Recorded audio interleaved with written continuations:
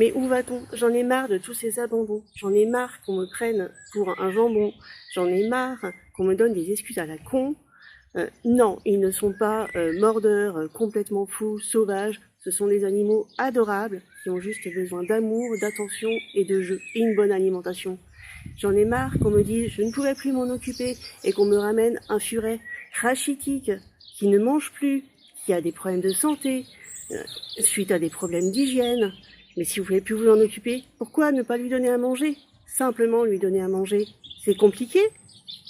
Pourquoi laisser crever un furet dans un coin au lieu d'appeler tout simplement une association à l'aide et d'attendre des mois et que le furet se retrouve mourant dans un refuge? Vous n'en avez pas marre de maltraiter vos animaux? Mais prenez conscience, quand vous prenez un animal, c'est pour la vie. Il vous aime, il vous adore. Et vous, qu'est-ce que vous en faites? Mais donnez-lui de l'amour, c'est tout ce qu'il veut. Toutes les associations sont aujourd'hui dans la merde. Nous n'avons plus de familles d'accueil, nous n'avons plus de bénévoles, nous n'avons plus de fonds. Nous demandons tous des subventions, mais les subventions, on n'en a pas. Les politiques ne nous versent aucun euro, rien. La France ne nous aide pas. Nous n'avons plus de cotisations. Les Français n'ont plus d'argent pour cotiser aux associations, pour faire des dons. Aujourd'hui, on fait quoi? On réclame des dons aux fondations Bardot, 30 millions d'amis, Fondation Assistance aux animaux. Mais elles ne nous répondent pas.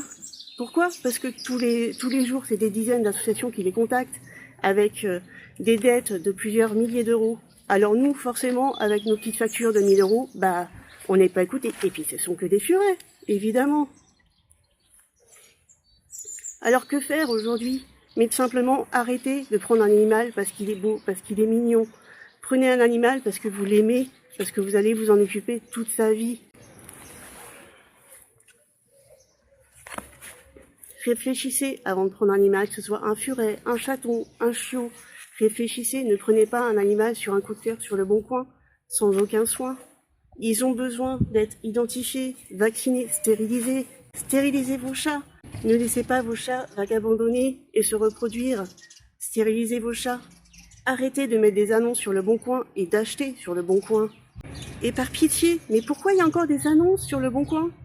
Pourquoi est-ce que les animaux ne sont pas identifiés? Pourquoi est-ce qu'ils sont vendus par messagerie privée alors que c'est interdit? Alors que les éleveurs désespèrent et n'arrivent pas à placer leurs animaux? Mais il n'y a aucun contrôle, il n'y a aucune sanction, il n'y a aucune loi.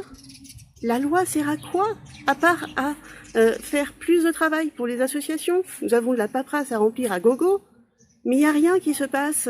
Et nos bénévoles, ils n'ont rien. Ici, au refuge, nous n'avons plus de bénévoles. Pourquoi? Parce que tout le monde travaille. Oui, entre le travail, les factures à payer, il reste plus beaucoup de temps disponible pour venir s'occuper des furets. Les furets qui ont été abandonnés, maltraités, mal nourris. Donc non, nous n'en pouvons plus. Donc si quelqu'un peut faire quelque chose, au moins aider les associations. Alors oui, évidemment, il y a la SPA. Oui, mais la SPA est débordée aussi. On est début mai. Ils ont des chatons plein les chatteries. Ils ne prennent plus aucun chat. Alors qu'il y a des chats errants partout qui se reproduisent. Alors oui, les petites associations, elles sont pas toutes en règle, soi-disant. Oui, mais sans ces associations, on fait comment? C'est combien de chats et de chiots qui vont mourir dans la rue, abandonnés? Chaque association a son utilité, mais chaque association a besoin d'aide. Nous avons tous besoin de familles d'accueil. Ces familles d'accueil doivent être reconnues par l'État, soutenues par l'État. Nos bénévoles doivent avoir un soutien.